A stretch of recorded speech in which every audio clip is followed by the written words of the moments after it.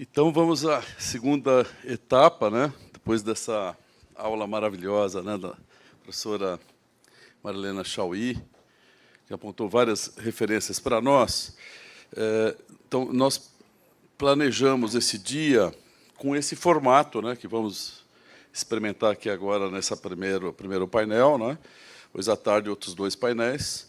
Então, a ideia, né, lançada aos colegas é muito mais no sentido de, né, o levantamento de questões, provocações, né, que nós possamos ter das experiências aqui vividas, para a gente propiciar o debate, né, e o diálogo aqui entre nós, né, em torno, portanto, aqui agora, a importância das humanidades e a presença, né, das humanidades na gestão da universidade. Então, aqui nós temos esse painel. Quero aqui dizer que, para esse painel, também havíamos convidado, né, a professora Maria do Vale, né, a diretora do CEDEM, né, ela não pôde aqui comparecer, uma outra experiência muito importante, né, inclusive que teve a sua origem, né, com o trabalho da professora Ana Maria Martinez, a quem a gente faz aqui uma homenagem, né, a gente perdeu ela há poucas semanas, e uma das, né, professoras de grande importância no trabalho da memória institucional, né? Então, o CEDEM teria um assento importante aqui. Uma outra experiência que a gente também gostaria de ter tido a interlocução é com a própria editora da Unesp, né? Nós estamos aqui na casa, né, a Unesp, e aí na figura do professor Gésio, né? O professor Gésio está em Brasília, deve chegar na hora, deve estar chegando em São Paulo e deve vir à tarde aqui para participar dos debates, né? Então, com esses exemplos, né, a gente já vê como nós temos várias experiências importantes, né, que ajudaram a ir formando a história da nossa universidade, né? Seja a questão da cultura do livro, né, aí a experiência do Bernardo, seja com a cátedra, o IPRE também, e acho que essa questão da internacionalização, né? Bom, o movimento negro, né, que aqui nós temos, convidamos, no caso, a Valéria para falar do NUP, mas à tarde nós temos a presença do professor Juarez, que está ali sentado, o professor Dagoberto, né, o Juarez de Bauru, o professor Dagoberto de Araraquara. Então, essa temática né, étnico-cultural, a cultura afro-brasileira, quer dizer, uma questão importante, né? Então, essa foi a seleção, né, dos temas, mas, rapidamente, eu quero demarcar, quer dizer, nesse formato de colóquios, a gente está inaugurando, eu estava falando para o Twin na hora do café, né? A nossa intenção, nós estamos criando uma escola de formação da extensão, tá? Eu anuncio aqui em primeira mão, né? Inclusive, o nome dessa escola vai se chamar Arandu. Arandu é um nome, uma palavra guarani, né, que expressa a construção do conhecimento compartilhado, né? Experiências compartilhadas. Bom, e nós vamos, então, construir uma escola, e isso vai se construindo com sementinhas por sementinhas, né? Então, eu considero a palestra da professora Marilena Chauí a aula inaugural da escola. Já tivemos a aula inaugural da escola com a professora Marilena Chauí, que eu pedi a ela, inclusive, que ela nos fornecesse o texto, né, que ela utilizou. Agora, obviamente, Marilena Chauí, sendo Marilena Chauí, ela disse que ela vai trabalhar aquele texto. Eu já queria o texto, não me... Não, ela vai trabalhar o texto para virar um capítulo de um livro, né? Então, ela vai trabalhar esse texto e nós teremos a oportunidade, né, de ter esse texto com as reflexões que estão sendo gravadas, né, pelo YouTube. Vamos ter também a aula dela gravada, o pessoal está assistindo. Então, nós estamos absolutamente convencidos, né, que nós precisamos nos encontrar mais, trocar as experiências e aprofundar o debate conceitual e metodológico, né? Quando a gente observa essas questões que a professora Marilena apontou, e eu até tomei nota, temos até uma definição de extensão, né? Definição de extensão como uma forma de trabalhar o conhecimento e as linguagens, né, para que as comunidades saibam o que elas já sabiam.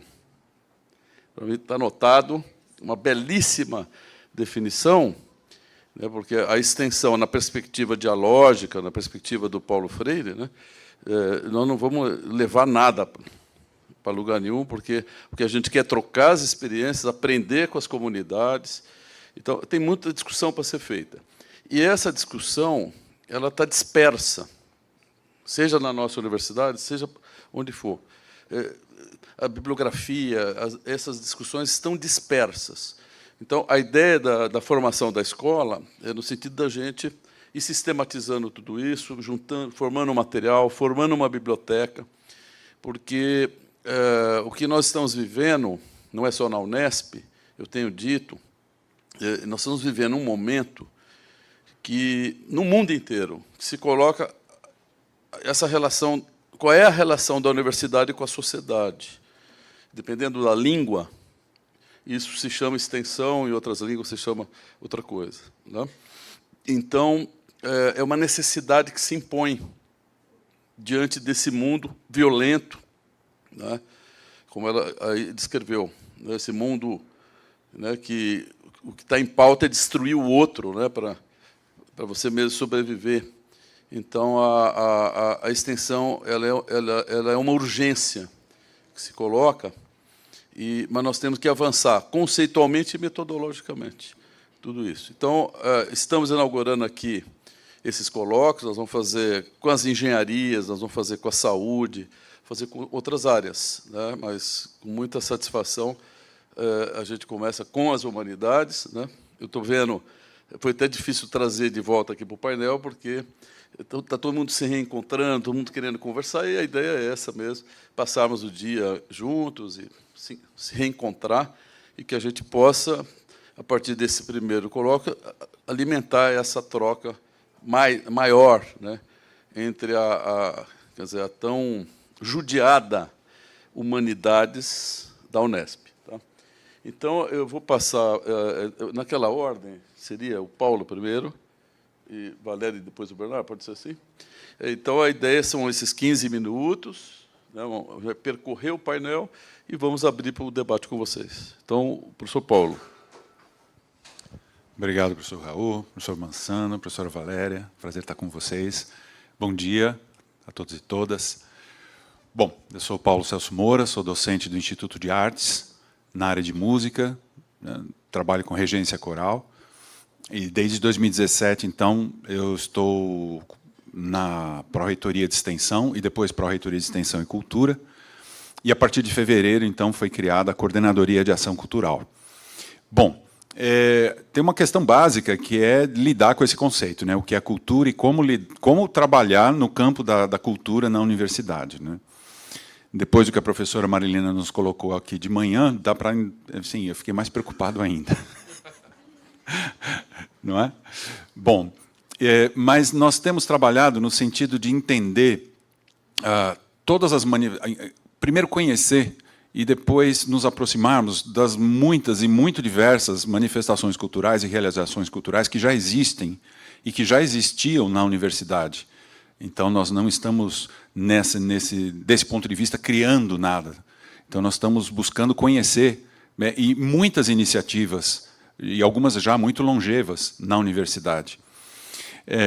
Nós temos também uma preocupação no que se refere à articulação entre a extensão universitária e a ação cultural.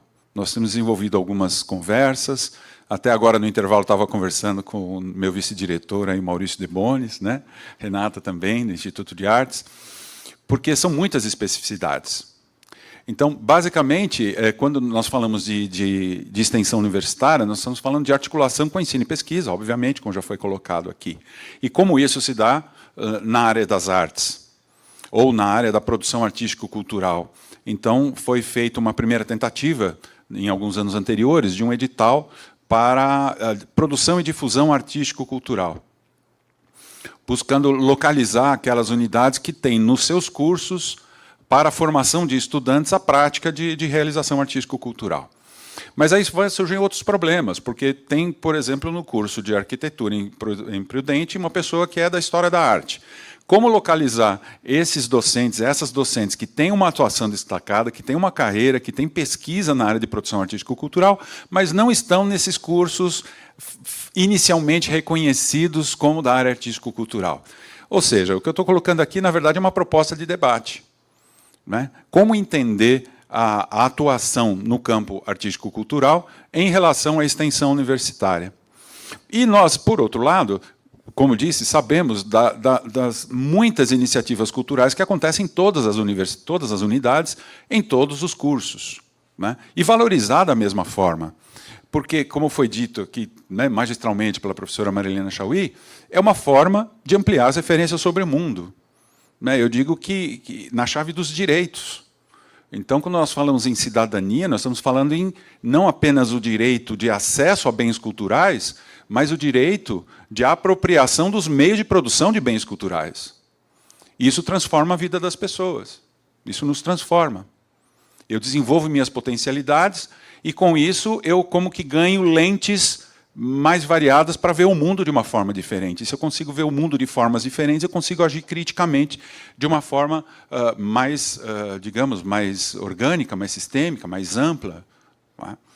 Então, da mesma forma que tem a importância das produções artístico-culturais, e aí já é um desafio por si definir qual o escopo disso, né, em relação à extensão universitária. Por outro lado, a importância de apoiar as muitas e muito diversas ações, iniciativas que acontecem em todas as unidades, né. Nós temos, a partir de fevereiro, então, essa estrutura, que é a Coordenadoria de Ação Cultural, e que, eu repito, ela só foi possível existir por conta da atuação dos comitês locais de ação cultural, os CACs locais, que estão presentes em todas as unidades universitárias, e que nós vamos realizar agora, em começo de outubro, no Instituto de Artes, o 5º Encontro de Cultura.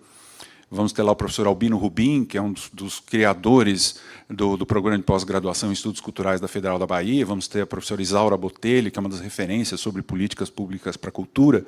Enfim, e a ideia é um pouco dessa, das pessoas se encontrarem e se conhecerem, se reconhecerem.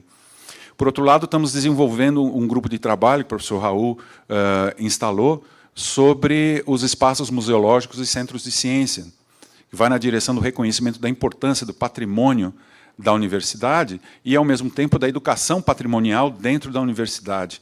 Então, esse grupo já está discutindo e conseguimos direcionar a ação de uma parte da equipe da Pró-Reitoria, especificamente para acompanhar esse processo. Então, na verdade, é um processo de construção, é um processo coletivo e que apresenta, como eu disse, diversos desafios. E eu penso que, do ponto de vista da ação, da Coordenadoria de Ação Cultural, nós temos desenvolvido duas linhas. Uma é justamente o apoio à atuação dos CACs em todas as unidades, apoiando as iniciativas, gerando recursos, propondo linhas de atuação, considerando que eventos são importantes, como eu disse, acesso a bens culturais são importantes, mas tão importante, talvez mais importante que isso, seja oferecer ações processuais. Atividades em que a pessoa desperte para suas potencialidades e desenvolva suas potencialidades. Enfim. Então, essa é a primeira linha. A segunda linha são eventos e programações realizadas pela própria coordenadoria. Nós temos tido um trabalho muito interessante com as baterias universitárias. O professor Rafael E. Castro, do Instituto de Artes, que infelizmente ainda está na condição de professor substituto, mas ele tem desenvolvido seu pós-doc justamente com esse trabalho junto às baterias universitárias. Fizemos já 2 encontros. Temos também, além desse trabalho com o grupo dos espaços museológicos, centros de ciência, então, nós temos realizado os encontros dos corais da Unesp. Os corais da Unesp são a atividade cultural da Unesp mais antiga, desde a fundação, desde o ano da fundação da universidade, temos grupos corais, e eles estão agora presentes em 8 unidades, são 12 grupos. Então, vamos realizar outro encontro dos corais da Unesp, no Sesc Guarulhos, o próprio Encontro de Cultura, enfim, tudo isso é essa segunda linha de atuação, que é, digamos, a partir da Pró-Reitoria, a partir da Coordenadoria de Ação Cultural. Mas eu penso que um grande desafio, é que eu coloco uma proposta para todos e todas as colegas aqui, é desenvolvermos uma terceira dimensão da Coordenadoria de Ação Cultural, que é justamente uma dimensão da pesquisa, de integração de reflexões, por exemplo, sobre estudos culturais. Nós não temos na universidade nenhuma instância de organização destinada a essa área de estudo, e que me parece ser muito pertinente, ser muito necessária e oportuna. Nós temos apenas um grupo de pesquisa em Franca, coordenado pelo professor Fenerick, que trabalha na área de estudos culturais com determinado enfoque, enfim. Então, eu conclamo aqui, colegas, a conversarmos sobre a possível articulação de interesses, de expertises, de experiências, para desenvolvermos, quem sabe, uma pós-graduação em estudos culturais na Unesp. E quando me falam por quê, eu sempre respondo, por que não? Não é? E, enfim. Então, eu acho que são alguns desafios, isso não está dado, isso não está estabelecido. Eu acho que são duas linhas de atuação para que esse movimento que pertence à universidade se mantenha e se desenvolva. A primeira é a institucionalização, por meio das normativas, resoluções, enfim, isso está dado, né? O sistema dos comitês locais de ação cultural e o comitê central já fazem parte do estatuto da universidade. Estão também com representação na CSEC. Nós temos agora cinco chapas concorrendo, né, pela primeira vez, é uma alegria muito grande, 5 duplas de colegas concorrendo às vagas de representação do Sistema CAC na Câmara Central de Extensão Universitária e Cultura. Então, esse lado da institucionalização por meio das normativas, por meio da presença nos órgãos colegiados, é muito importante. Mas a outra vertente, volto a repetir, talvez seja mais importante, é a apropriação e a construção coletiva por meio de todos os interessados. Isso também, eu acho que é o que mais pode contribuir para, não apenas a permanência, né, mas o desenvolvimento, a inovação, a abertura de novas frentes de atuação nessa área da ação cultural. Eu só termino lembrando aqui o José Paulo Paes, um poeta, tradutor, né, num vídeo muito antigo feito para a FDE, Fundação para o Desenvolvimento da Educação, sobre leitura. Eu falo sempre para os estudantes, né, ler não é uma obrigação. Porque muitas vezes os alunos chegam na universidade com essa ideia, ler é um direito, que muitas vezes é negado. Conhecer o mundo, ampliar as suas visões sobre o mundo a partir da experiência da leitura, isso é um direito, como disse a professora Chauí aqui, né? E o professor Paulo Paes dizia, então, de uma forma muito sintética, né, que educação é tudo que se ensina e cultura é tudo que se aprende. Então, fica aqui o convite para que nós conversemos e possamos avançar nessa terceira linha de ação da Coordenadoria de Ação Cultural, que seria uma dimensão de pesquisa, de reflexões acadêmicas sobre isso. Muito obrigado.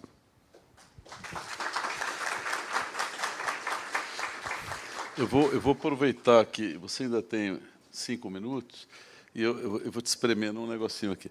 Eu queria que você falasse um pouco desse contexto nacional, porque você tem o Forcult, esse debate o que significa esse campo da cultura no ambiente universitário. Acho que esse é um elemento importante para a gente depois ir para o debate.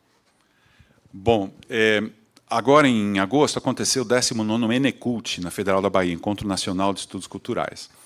E uma fala recorrente lá, tanto do professor Rubim quanto do professor Severino, que é o coordenador agora desse programa de pós-graduação, é como nos reconhecermos e como construirmos a percepção que a universidade é uma instituição cultural. Com essa interação social colocada aqui antes, que é condição sine qua non, mas esse debate está acontecendo no âmbito dos Encontros Nacionais de Cultura, no âmbito do Forcult, que é o Fórum dos Pró-Reitores e equipes de pró-reitorias de extensão e cultura das universidades públicas brasileiras, e é um debate que me parece muito importante. Muito importante porque é também uma das possibilidades da universidade como instituição social brasileira dar também sua contribuição para a sociedade. Então, esse debate está acontecendo em todo o Brasil, e a presença lá em Salvador foi importante. Uma parte da equipe PROEC, da coordenadoria, foi ao encontro do ForCult, que aconteceu em Vitória. Nós havíamos convidado o professor Fernando Mencarelli, que é pró-reitor de Cultura da UFMG e é presidente do ForCult, para estar no nosso encontro de cultura. Infelizmente não pôde, enfim. Mas um outro desafio é que nos aproximemos dessa rede de universidades brasileiras, porque tem um pouco ainda esse, não diria estranhamento, mas esse distanciamento entre a rede de universidades federais, por suas próprias características, enfim, e as nossas universidades estaduais. Então, me parece que um outro desafio seria nos aproximarmos mais desse debate e compartilhar esse debate com todos. Perfeito. Acho que é uma pauta importante nessa nossa luta, né, da universidade enquanto uma instituição social, conforme a professora Marilena, mas ela é uma instituição cultural, né? Acho que é um debate importante. E reforçamos o convite, né, dos interessados de participar do 5º Encontro de Cultura, dia 5 e 6, né, de outubro, vai ser no IA, onde a gente tem aprofundado essas questões, e já na sua 5ª versão, né? Fica o convite. Então, a professora Valéria. Bom dia a todos e todas.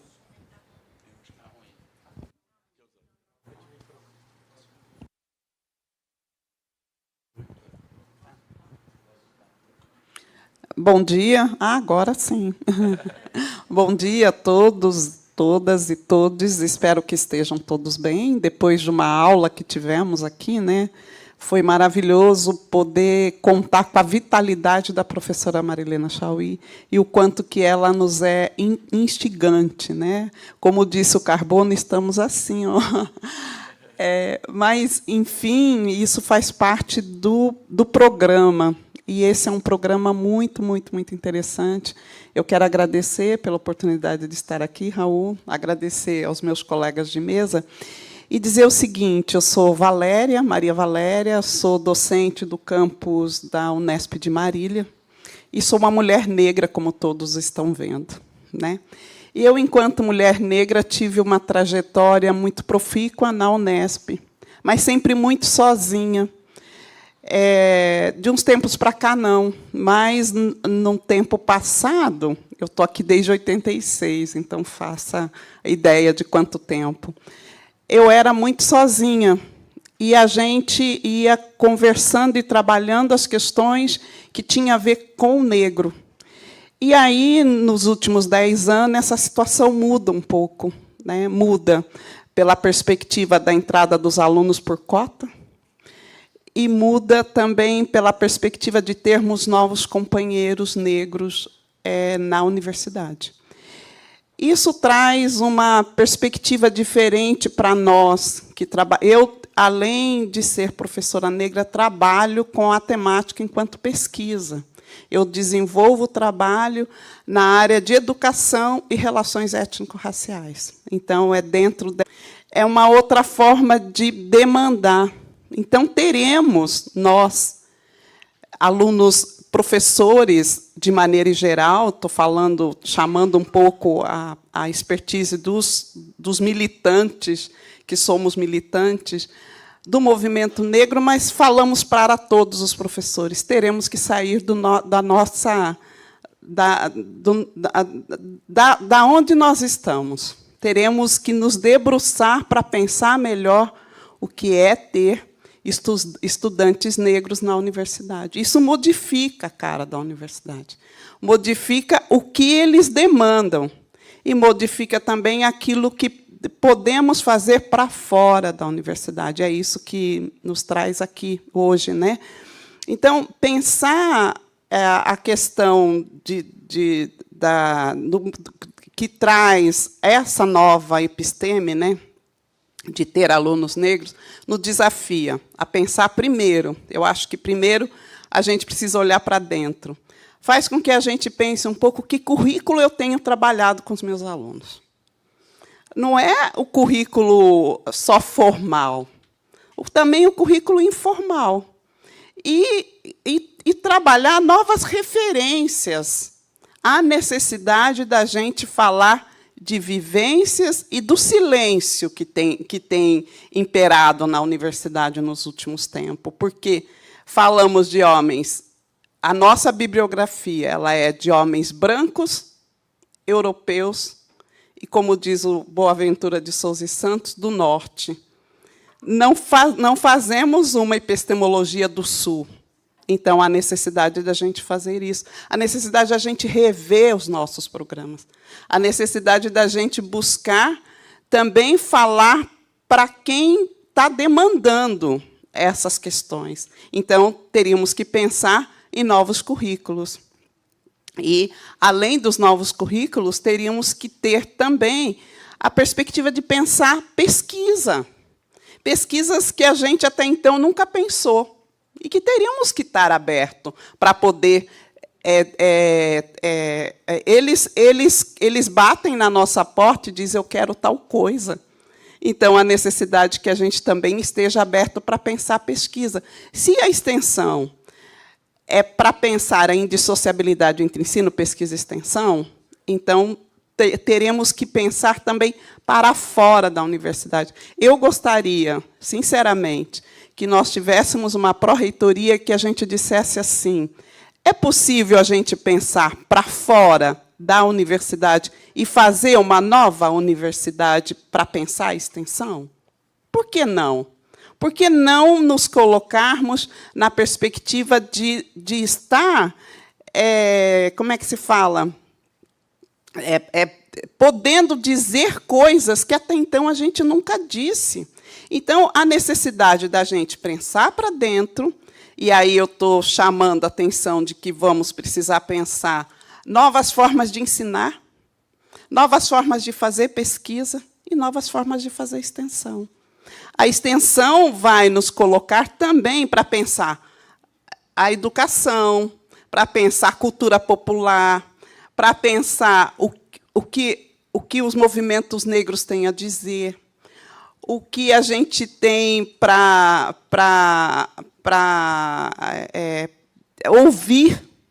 ouvir o que as pessoas têm nos dito e a gente não ouve.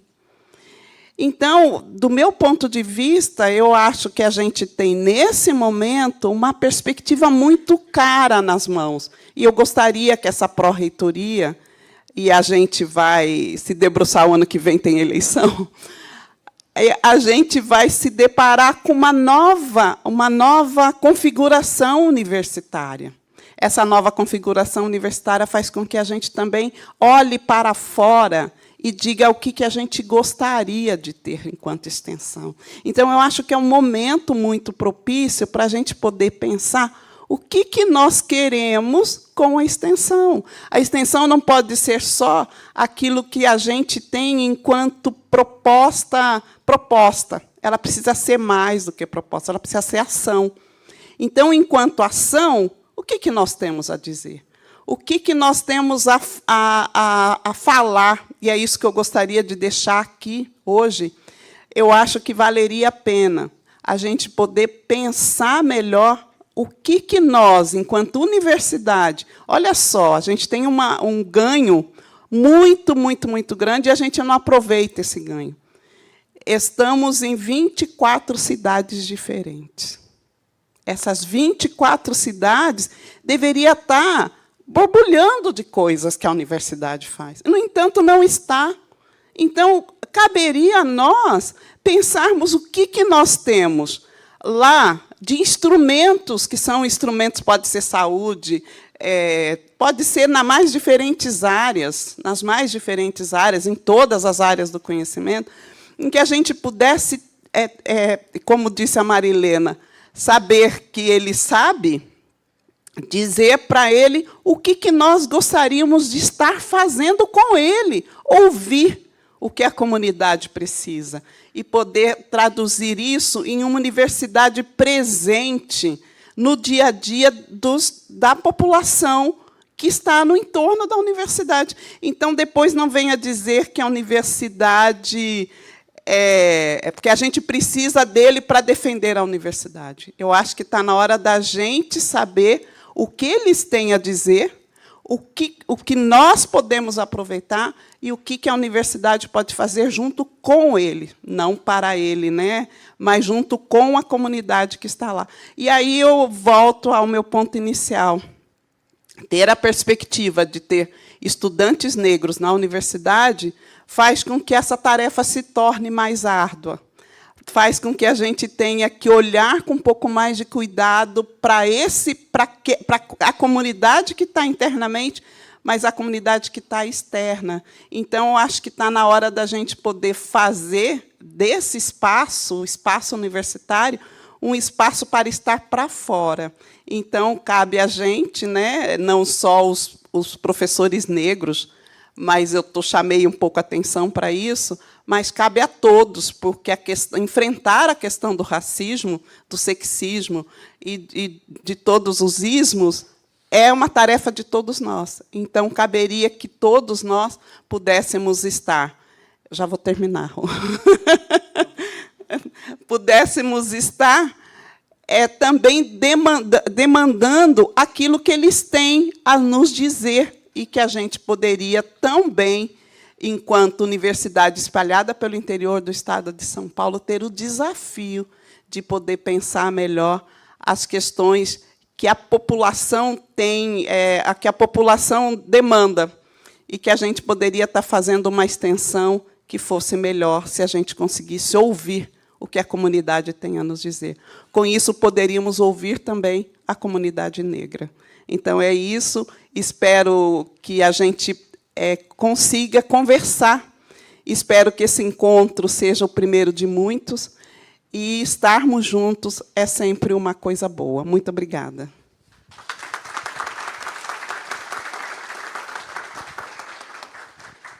Estou gostando da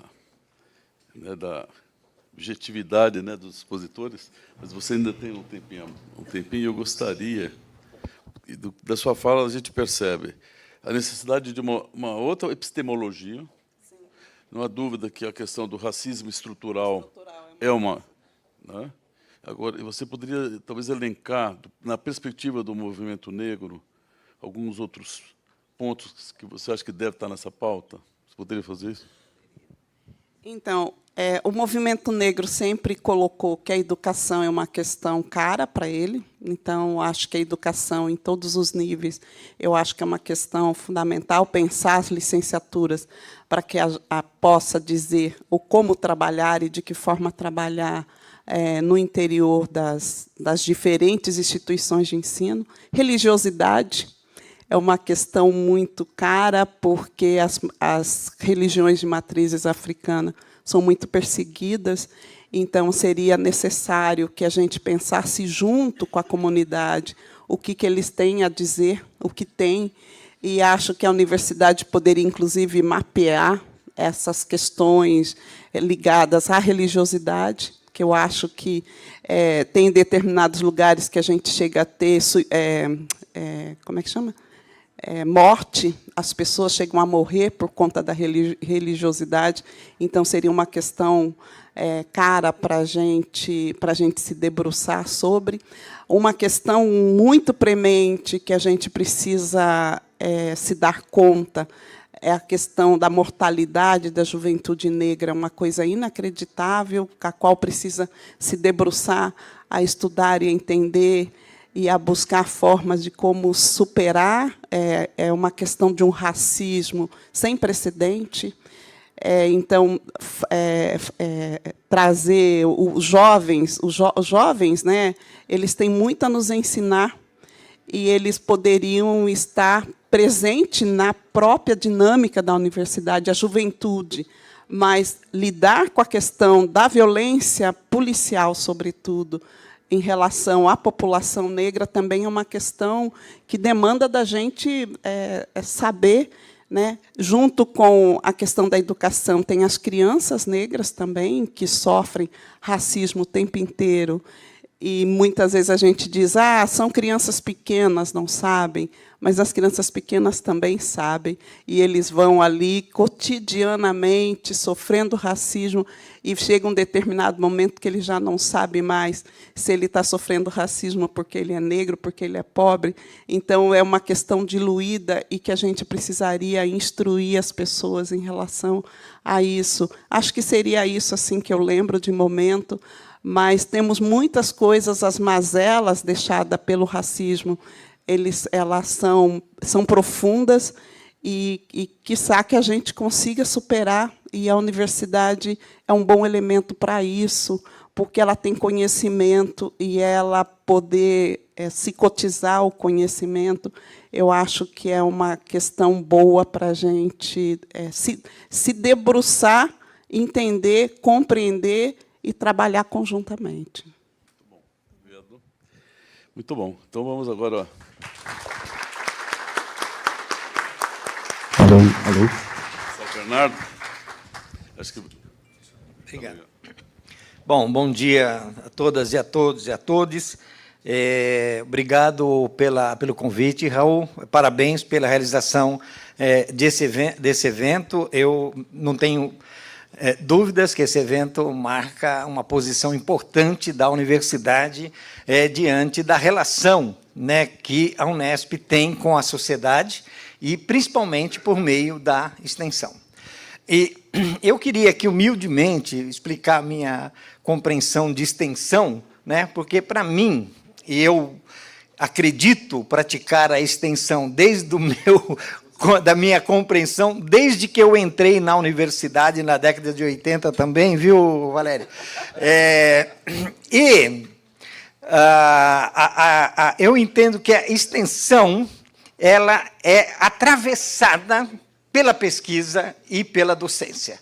Ou seja, é impossível separar essas três dimensões, né, do processo de construção do conhecimento e de transformação da realidade. Então, eu vou falar um pouco da Cátedra Unesco de Educação do Campo e Desenvolvimento Territorial, que está aqui no 4º andar, no Instituto de Pesquisas, no Instituto de Políticas Públicas e Relações Internacionais, o IPRE.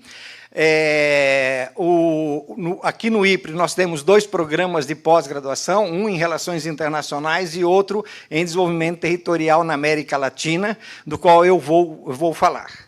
Mas eu queria aqui apresentar o professor Davis, que é o atual vice-coordenador do IPRE e futuro coordenador do IPRE. Então, queria pedir uma salva de palmas aqui para o nosso colega, que tem durante bastante tempo, inclusive, na época que o Davis veio trabalhar, o Raul era coordenador do programa de pós-graduação, né? E o Raul falou assim, olho nesse cara, que esse cara é bom. Né? E hoje nós temos aqui, né, Raul? Hoje nós temos aqui o Davis trabalhando conosco, e é o futuro coordenador.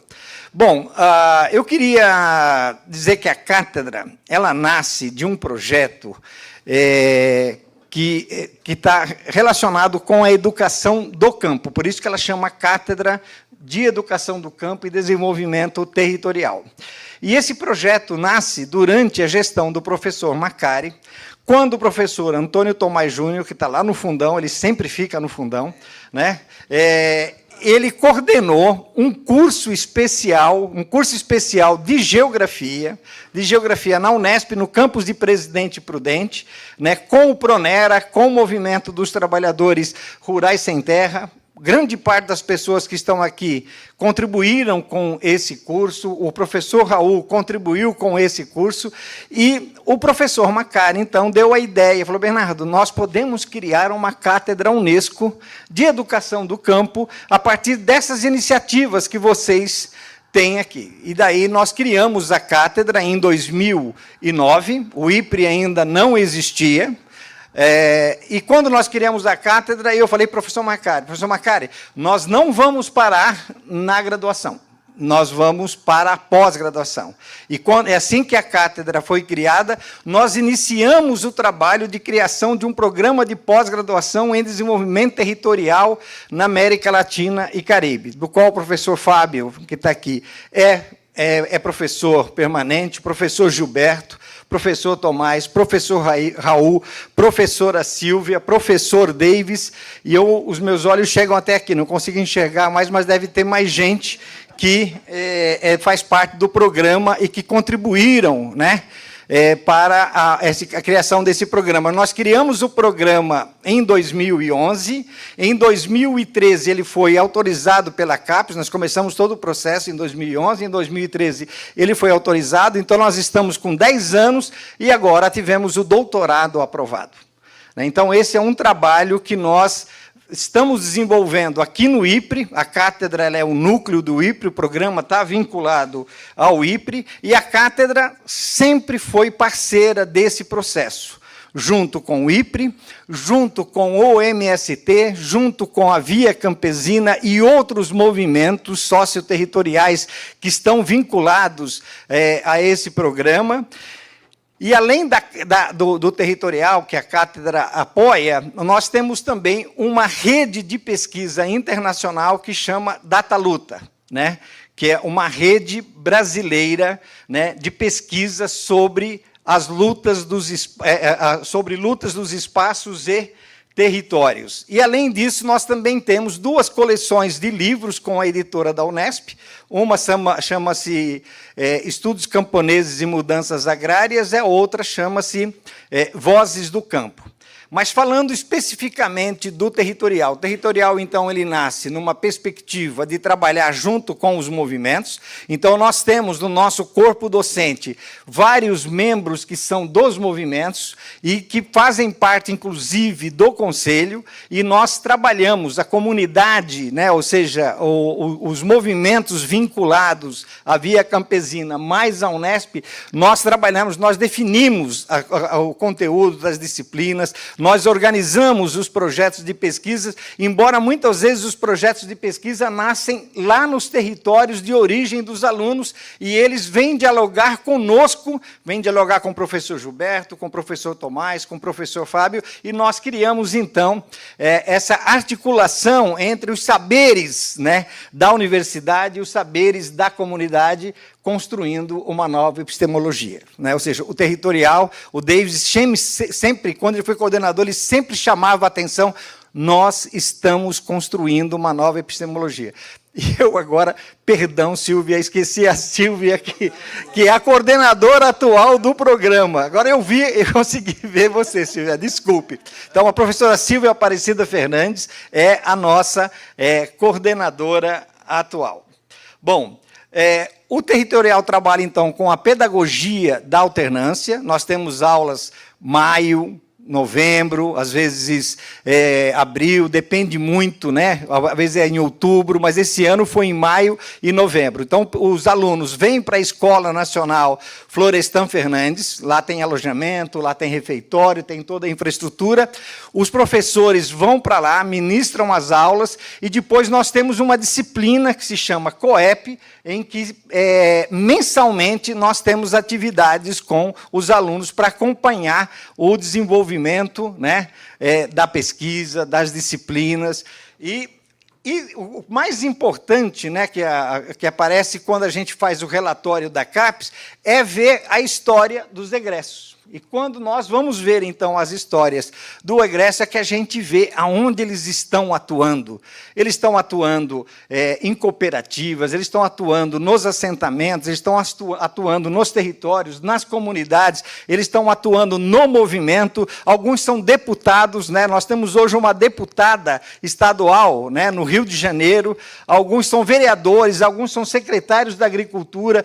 Eles estão todos e todas envolvidas com o território, né?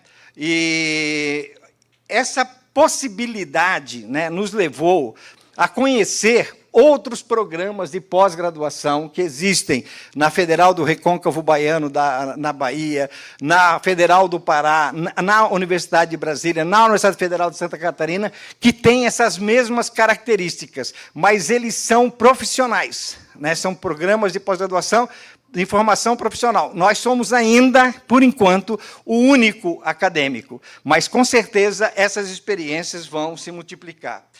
Terminando essa parte do territorial, então, eu vou falar dessa experiência da Rede Dataluta, que foi criada no ano de 2005, e hoje nós temos 27 grupos de pesquisa do Brasil, de todas as regiões do Brasil, que trabalham com o tema das ações coletivas dos movimentos socioterritoriais no campo, na cidade, na floresta e nas águas. Nós criamos um banco de dados desde a pandemia, do início da pandemia, em 2020. Criamos um banco de dados, criamos uma plataforma e o resultado dessas análises, eles foram tão promissores, eles possibilitaram uma leitura da diversidade das ações, pegar o cotidiano dos movimentos socioterritoriais relacionado com os objetivos do desenvolvimento sustentável, ou seja, fazer uma relação entre as ações dos movimentos e os objetivos, da Agenda 2030 da ONU. Isso permitiu uma análise que nós acabamos criando um grupo de trabalho no Conselho Latino-Americano de Ciências Sociais, o CLACSO, e hoje nós estamos com esse projeto em 13 países da América Latina, desde o México, passando pela América Central, pelo Caribe e toda a América do Sul.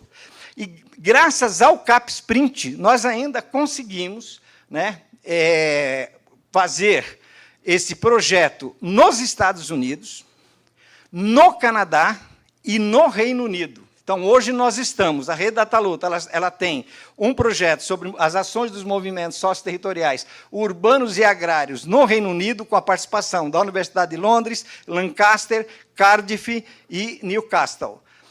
Nos Estados Unidos, com Oregon, Stanford, Estadual de São Francisco, Universidade Estadual de São Francisco, né, na Califórnia. E está faltando um, que eu estou tentando, e a Pennsylvania State. E no Canadá, com a Brandon University. Hoje nós temos alunos de mestrado e de doutorado em todas essas universidades, fazendo estágios ou recebendo alunos e professores visitantes de várias dessas universidades via o CapSprint. E, graças a essa pesquisa, nós tivemos aprovado um projeto, Raul, e aí que entra uma discussão que eu venho fazendo com o Raul, que acho que a gente vai poder fazer uma articulação agora com a Pró-Reitoria, que é a seguinte: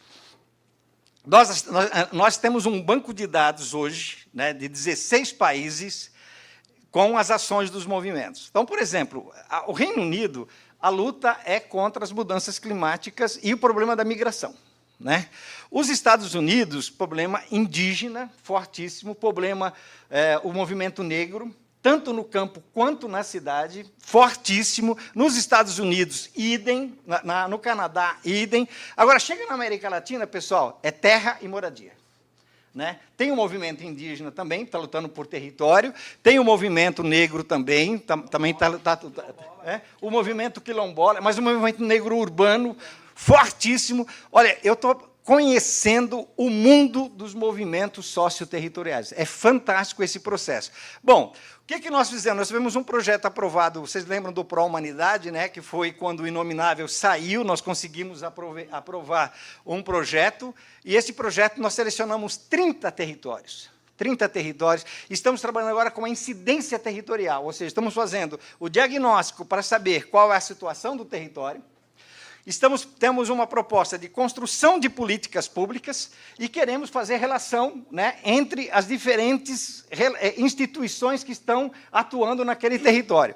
E nós estamos querendo trabalhar, porque nós já aprendemos o seguinte: nós temos a pior hipótese, a desterritorialização, e a melhor hipótese, o território da esperança. O que é a desterritorialização?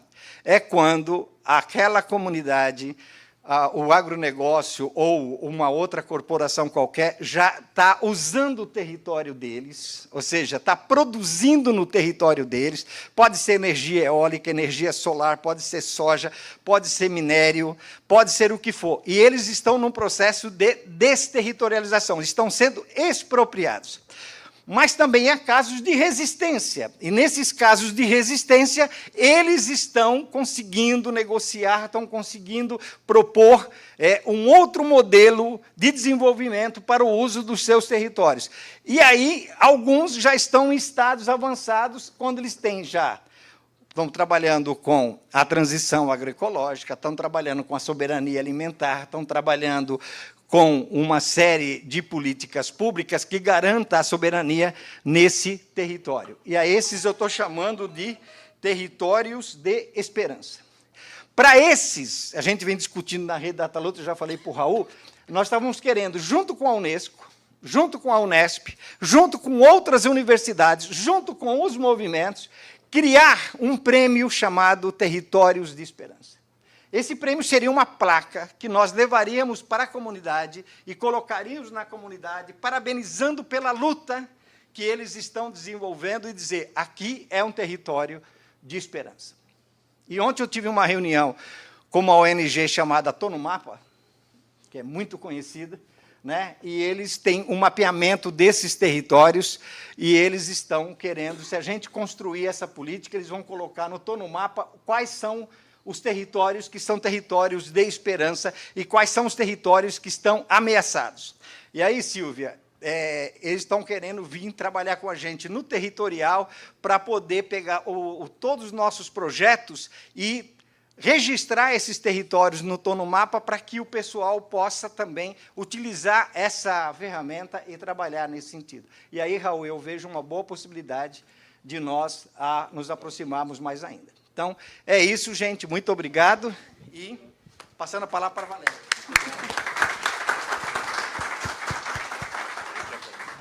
Eu esqueci de falar uma questão muito importante, que são as mulheres negras, né? Eu não poderia deixar a pauta, não poderia deixar de registrar aqui todo o movimento que teve e que tem o feminismo negro, constrói uma nova epistemologia para pensar o mundo, e elas estão em todos os lugares, né? E aqui no Brasil também não tem sido diferente. Às vezes são silenciadas, mas elas estão aqui, e é necessário que a gente a resgate. E é necessário que a gente entenda também que a maioria dos negros que têm entrado na universidade é de mulheres, meninas. Então, essas meninas vão nos tirar do eixo. Então, eu acho extremamente importante que a gente passe a olhar para elas e pensar numa universidade que seja socialmente referenciada. Então, é a partir desse lugar que eu estou falando e é a partir desse lugar que vamos, né, reconstruir a universidade. Obrigada, Raul. Legal, obrigado. Aqui eu estava ouvindo o Bernardo, e só dizer para ele, né, que você é extensionista desde criancinha, né, nos anos 80. Bom, nós temos agora um tempo para o debate, dialogar com vocês, né? E a gente vai abrir as contribuições, tem o microfone. Eu proponho que 2, 3 intervenções, a gente volta para... Tá bom? Então, só a gente que fica falando. Eu estou vendo aqui já tem... Ali é a Ana. Oi. Sim. Pode falar. Posso? Bom dia a todos, todas e todos. Eu sou a professora Ana Gabriela Braga, sou professora do curso de Direito e, atualmente, estou na chefia do Departamento de Direito Público. E eu estou a única, acho que, representando o meu campus lá de Franca aqui. O que eu queria falar, eu até fiquei pensando se essa seria a mesa, mas, como é uma mesa de gestão, eu também, ontem, participei, nessa semana, na presidência de um concurso, e a gente tem a questão também agora dos planos de extensão e da curricularização. Então, eu acho que também é um tema, né, para a contratação de perfil, etc. E o que eu queria provocar aqui é uma... A gente ouviu muito falar, né, sobre levar... ainda que a dialogicidade esteja presente, eu estou provocando aqui uma uma dialogicidade mais radical. Eu acho que a professora Valéria falou do verbo ouvir, mas, até então, mesmo essa perspectiva, né, de que a gente vai iluminar ou contar alguma coisa que essas pessoas não saibam, é uma perspectiva que mostra uma hierarquia do saber, né, da universidade em relação à comunidade. E a gente tem que pensar, né, no meu modo de ver, como que a gente pode, né, fazer esse ida e volta, né, como que a gente leva a saber o que a gente apreende daí. Porque a gente está nesse discurso, né? A dialogicidade está presente, mas como a gente radicaliza isso. E eu queria trazer um exemplo. Eu trabalho com extensão na prisão, com o projeto de remissão por leitura. E ontem mesmo estava lá em Franca e era uma roda de debate sobre prisão e sobre o impacto da prisão nas familiares. E veio a essa roda, sem eu ter convidado, né, mas que sabia, um projeto muito interessante que está sendo, né, produzido, né, em Franca, mas que chama Vidas Presas Importam. E esse grupo chega, e eu estou discutindo a questão de visita, né, a questão da mulher presa, etc. E uma egressa, né, ela começa a me contar coisas, né, e me mostrar coisas que eu talvez já sabia. Né, inverter um pouco, pensar quais são as nossas sombras, né, o que a gente não está vendo, ao invés dessa postura um pouco, né, hierárquica de iluminar o lumpenproletariado ou iluminar essas pessoas. Era isso, obrigada. Muito bom. Vamos seguir. Muito boa a intervenção. Nós vamos ouvir quem que está com o microfone. É o Davis. Davis, depois quem que... O Wagner, né? Tá bom. Então, primeiro o Davis, aí a gente volta para cá. Alô. Bom, primeiro, agradecer as palavras do Bernardo. Foi muito gentil, mas mais do que apontar, né, as qualidades, o mais importante, acho, para mim, do que eu ouvi do Bernardo, são as construções das relações que a gente estabelece a partir da universidade.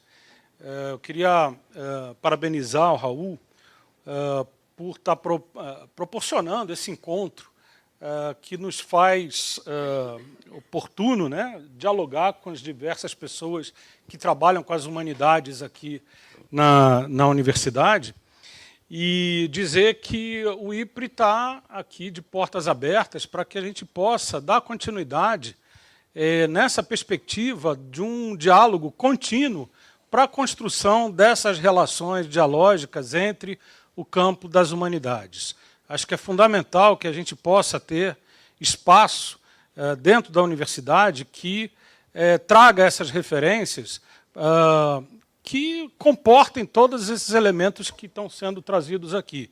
Dentre outras coisas, a construção de uma nova epistemologia que visa a construção dessas relações entre nós, da universidade, e o mundo ao nosso entorno. Então, é só um comentário sobre a importância desse momento, que eu acho que é um momento histórico dentro da universidade, de unir e nos colocar em relação, nós que somos profissionais e pensadores da área das humanidades. Obrigado. Obrigado, Davis. Aí o Wagner. Oi. E depois o Rafael, é isso? Pode ser. Alô. Melhor eu levantar, senão ninguém me vê, fica escondido. Bom dia a todos e todas. Bom dia, professor Raul. Eu queria falar, já foi dito, da importância desse evento, né, mas eu queria também dialogar de maneira direta com as palavras do professor Paulo, não é, que somos colegas de unidade, né? Eu sou Wagner, sou professor-diretor do Instituto de Artes, né? Estou diretor por 10 meses e 9 dias, né, ainda, mas, enfim.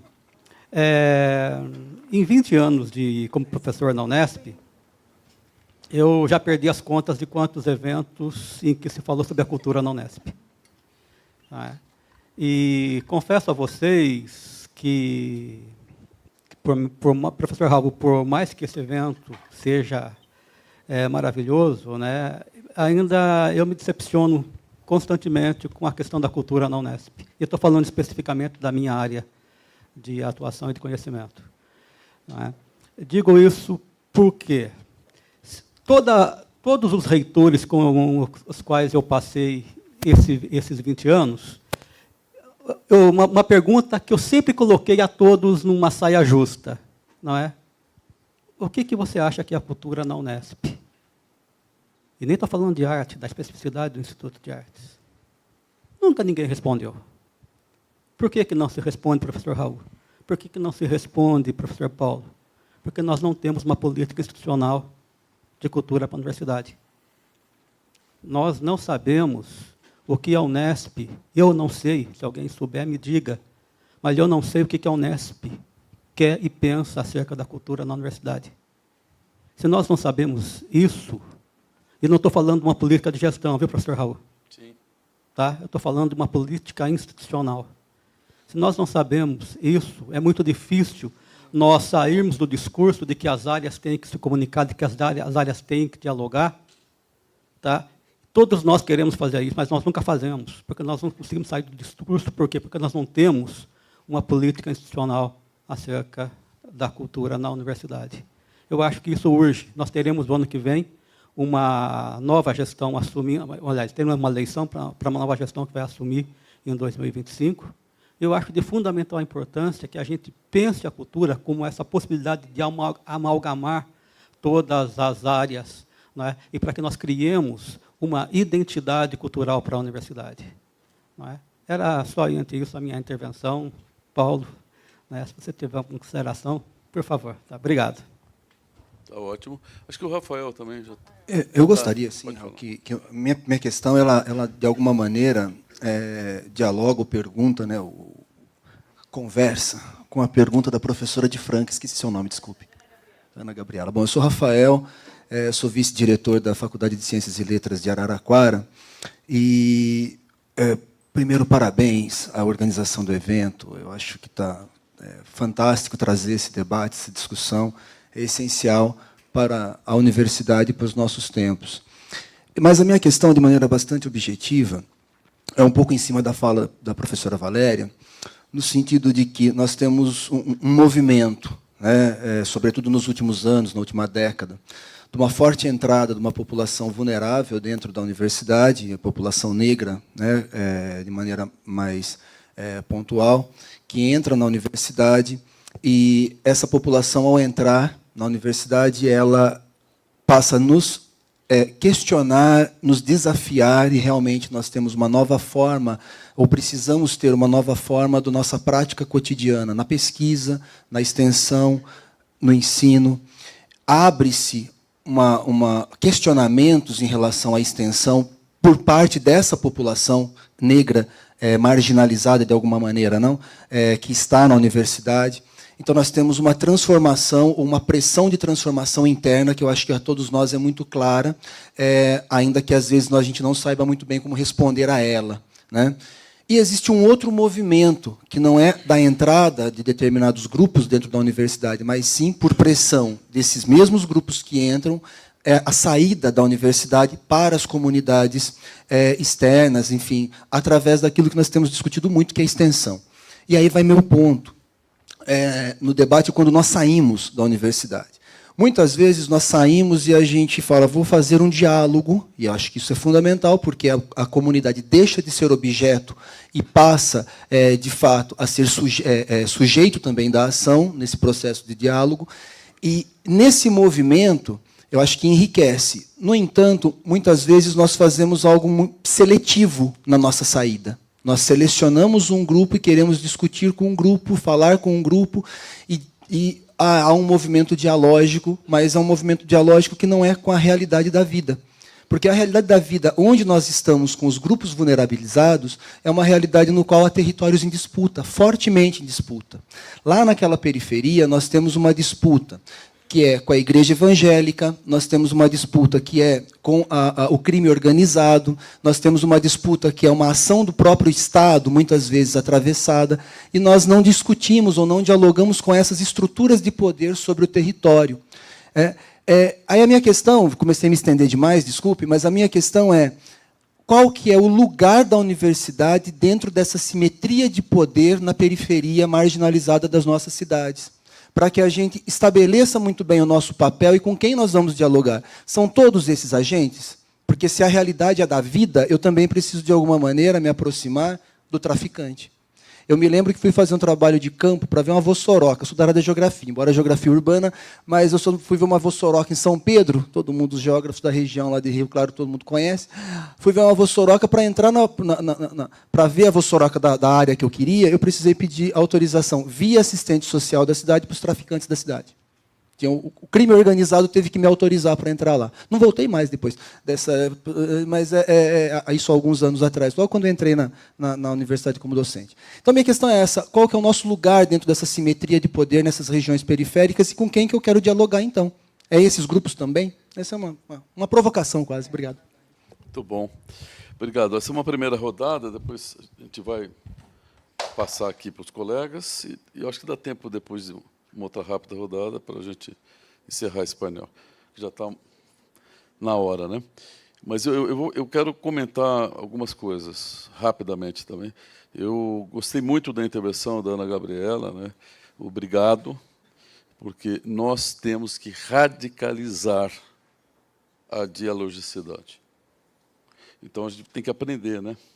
E a sua fala eu saio daqui porque eu aprendi com você. Então, não há dúvida que o debate o que é o diálogo, o que é a dialogicidade. Só isso daí dá uma discussão, e quais são as nossas referências conceituais e metodológicas, né? De novo, eu estava falando com o Twin na hora do café, necessidade da gente discutir metodologias, né, para que a gente trabalhe, né, na perspectiva da dialogicidade.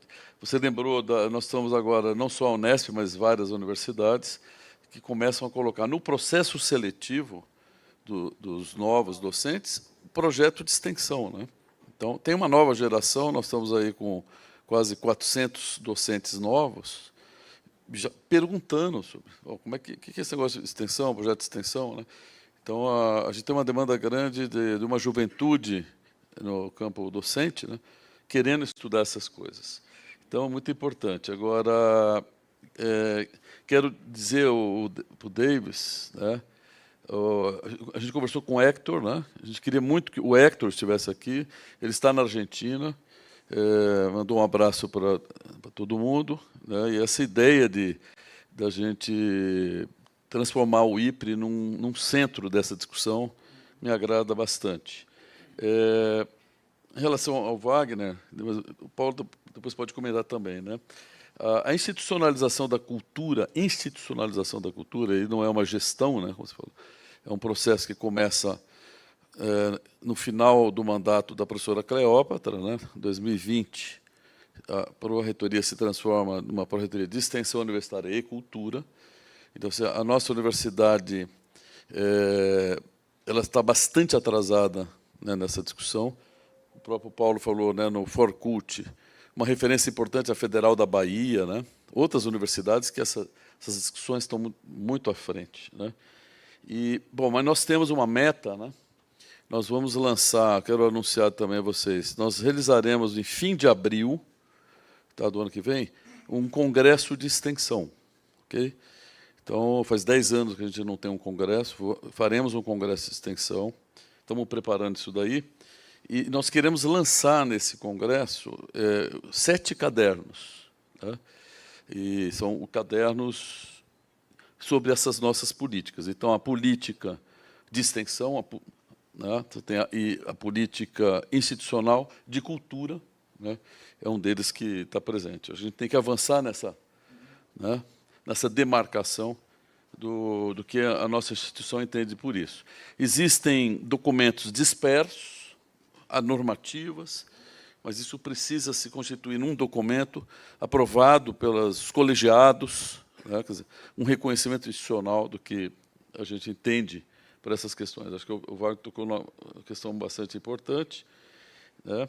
E o Rafael, né, bom, se aponta um monte de desafios. Aqui o professor Mário Sérgio a gente convidou para falar da psicologia social, né? Eu disse, ó, você vai falar da psicologia social, não da permanência estudantil.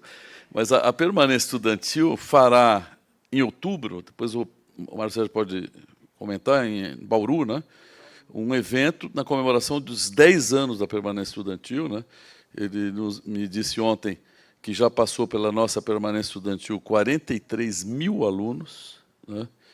E então eu acho que essa questão nós colocamos esses alunos dentro, o grande desafio é garantir que eles permaneçam, né? Então a permanência estudantil é um tema que ganhou uma dimensão extremamente importante. E bom, e aí essas questões todas, como é que nós vamos para a rua?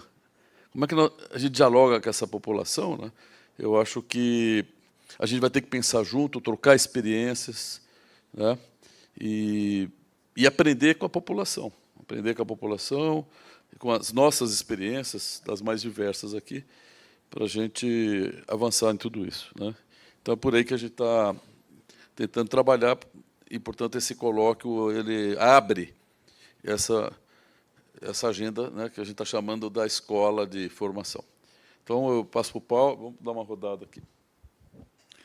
Bom, obrigado, Wagner, por chamar essa pauta. Realmente, processo de institucionalização, as atividades culturais, como eu disse, de 40 anos, de 45 anos, muita coisa acontecendo. E no terceiro encontro de cultura, acho que foi 2019, ainda foi presencial, então foi 2019.